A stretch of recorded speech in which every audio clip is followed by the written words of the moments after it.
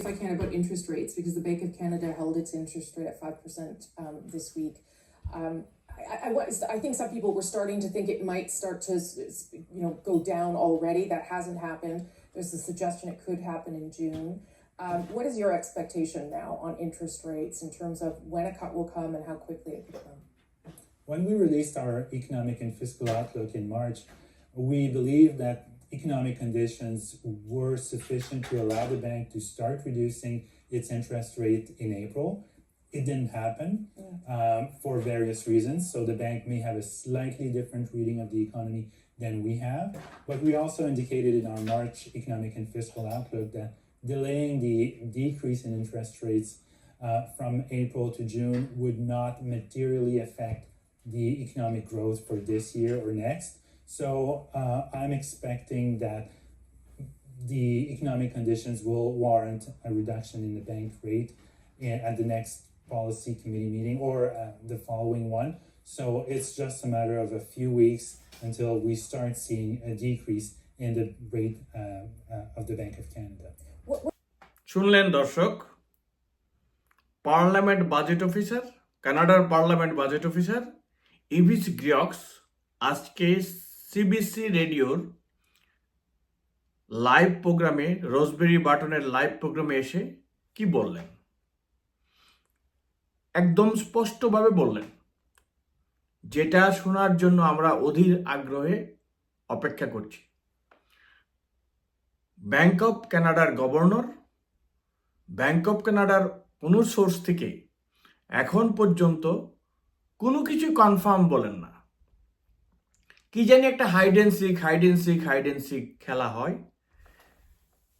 Last পর্যন্ত যেসব জিনিস আমাদের সামনে আসছে, প্রাক্তন ব্যাংক গভর্নর মার্ক কোনি বলেছেন যে ইন্টারেস্ট রেট কাট হবে কখন তা নিয়ে তিনি বিভিন্ন ব্যাখ্যা দিয়েছেন। আজকে পার্লামেন্ট বাজেট অফিসার যে বক্তব্যটা দিয়েছেন, আমি এইটা ভিডিওর এই ফুটেজটা আপনাদের জন্য তুলে এনেছি এই কারণে, কারণ আমি বলতে চাই যে স্পষ্ট একেবারে ডাইরেক্ট অ্যাকশন যদি বলা হয়, ডাইরেক্ট আনসার যদি ধরতে চান, it is a direct answer. শুভেচ্ছা জানাচ্ছি জয়ন্ত বণিক, কানাডার টরন্টো থেকে। টরন্টো না, এই কানাডার সমস্ত মানুষ যারা ব্যবসা করেন, যাদের বাড়িঘর আছে, যারা ছোটোখাটো যাই করেন না কেন, সবাই ইন্টারেস্ট রেট নিয়ে মোটামুটি একটা আতঙ্কের মধ্যে আছেন। এই যে এত সব কথাবার্তা হচ্ছে, গত ছয়টা মিটিংয়ে ব্যাংক অফ কানাডা ইন্টারেস্ট রেটকে ওভারনাইট রেট 5%-এ বহাল রেখেছেন। আপনি দেখেন, বাজেট অফিসারের কথা যদি শুনেন তাহলে দেখবেন তারা যে ইকোনমিক ট্রেন্ড ঘোষণা করেছেন, তাতে তারা মনে করেছিলেন যে এপ্রিলে রেট কাটা হবে, কিন্তু কোনো না কোনো কারণে এটা কাটা হয় নাই। এবং উনি বেশ জোর দিয়েই বলেছেন যে নেক্সট পলিসি রেটে এটার ব্যতিক্রম হবে না। শুধু দর্শক, ইরান হামলা করেছে ইসরায়েলের উপর, আমেরিকার ভাষ্য, সারা বিশ্বের যুদ্ধের দামামা ইত্যাদি নিয়ে মার্কেট, আপনি অলরেডি দেখেছেন স্টক মার্কেট ফল করেছে আমেরিকায়। মার্কেট কোথায় যাবে? কয়েকদিনের ভিতর দেখবেন তেলের দাম কোথায় যায়। এই এত সব ঘনঘটার মধ্যে আমি কিন্তু ওগুলো নিয়ে আলোচনা করতেও রাজি না।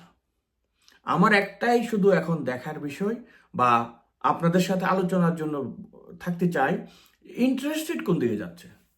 আমরা অধীর আগ্রহে ওয়েট করছি জুন মাসে ইন্টারেস্ট রেট কমতে হবে, কারণ এই ইন্টারেস্ট রেটের প্রভাবে আপনি দেখেন কানাডার এখন জব মার্কেটের যে অবস্থা, আনএমপ্লয়মেন্ট রেট অলরেডি 6.1%। মানুষ টাকা বরোয়িং কস্ট যদি বেড়ে যায়, মানুষ কিভাবে ইনভেস্ট করবে? আপনি ইনভেস্টমেন্টের এগেনস্টে যে টাকা পাবেন তা দিয়ে তো আপনাকে চলতে হবে বা আপনার ইনভেস্টমেন্টকে প্রফিটেবল করতে হবে। এই অবস্থায় ইন্টারেস্ট রেট কমানো এখন প্রতিটা মানুষের প্রাণের আকাঙ্ক্ষা আমি বলবো, দাবি বলবো না, কারণ দাবি করে দেশে কিছু হয় না। কানাডার টরন্টোর প্রপার্টি ট্যাক্স 10% বেড়ে গেছে, একটা প্রতিবাদ দেখি নাই। সো দাবি করে এই দেশে কিছু হবে বলে আমার মনে হয় না, বা মানুষের ভিতর ওই ধরনের ইয়েও নাই, মানে মানুষের ভিতর ওই ধরনের কোনো মানে কি বলবো আমি, প্রস্তুতিও নাই। কিন্তু ইকোনমিক ট্রেন্ড, আমি যদি ইবিসের এই বক্তব্যটাকে পুঁজি করে আপনাদের সাথে কথা বলতে চাই, আমি পার্লামেন্টের বাজেট অফিসার কিন্তু একটা বিশাল বড় পজিশন, এবং তিনি সমস্ত বাজেটের ইকোনমিক পোর্টফোলিওগুলোকে দেখেন। সো তার কথাটাকে যদি আমি পুঁজি করি, তাহলে আমি বলতে চাই, আশাবাদী হতে চাই যে আগামী জুন মাসে ইন্টারেস্ট রেট কমবে। আমার ভিডিওটা যারা ফলো করেন তারা হয়তো বলবেন, বারবারই আপনি বলছেন জুনের মাসে ইন্টারেস্ট রেট কমবে কমবে কমবে। আসলে কি জানেন, আশা নিয়ে বাঁচতে চাই, কারণ এর বাইরে তো কিছু নাই। আমি এই জন্য কয়েক ঘন্টা আগেই তিনি যে বক্তব্যটা দিয়েছেন, সেই বক্তব্যটা আজকে তুলে আনলাম শুধুমাত্র এই রোববারে আপনাদের আশার বাণী শোনার জন্য। আজকে বাঙালিদের পহেলা বৈশাখ, শুভ নববর্ষ সবাইকে। আপনারা সবাই ভালো থাকবেন। নতুন বছরটি আপনাদের সবার জন্য শান্তি এবং ভালো জীবন বয়ে আনুক, এই আকাঙ্ক্ষা ব্যক্ত করে আজকের ভিডিওটা এখানেই শেষ করছি। সবাইকে ধন্যবাদ।